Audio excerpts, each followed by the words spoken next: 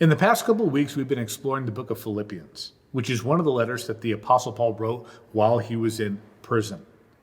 And it's amazing how we've seen the way in which he calls the Philippian church to rejoice, even though his circumstance and some of their circumstances don't seem to warrant a lot of joy. But it's about seeing life through the gospel, through a relationship with Jesus Christ.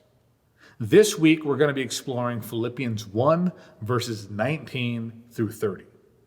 And in this video, this is just a deep dive into one focal area of that text. Near the end of this passage, Paul, appealing to the Philippians, says that it has been granted to them that they should not only believe in Jesus, but also suffer for his sake. Have you ever thought about suffering as being a gift? Because in this sense, Paul says, it's been granted to you that you should suffer for Jesus' sake. What good can come out of suffering? When the bars feel like they are just closing in. When it feels like I'm trying to do everything right, but at the end of the day, I keep on suffering consequences because of it. God doesn't waste a moment. And God uses all things, including situations like this, for his glory. And to be able to do so, to be able to stand firm, to be able to be a witness to Jesus Christ in the midst of what might be a horrific or traumatic experience, is one of those golden moments that only God can redeem. You look at it from a worldly perspective, and it's like there's no redemption here. There's no good here. There's no healing here.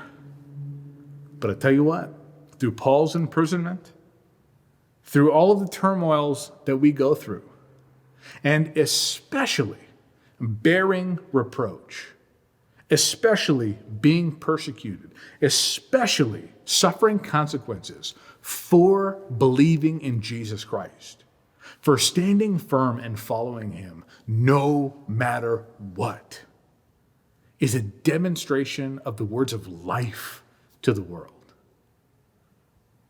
In the early centuries, there was a dialogue between two Romans, one very high-ranking and one kind of high-ranking. And they're talking about what they should do with all these Christians.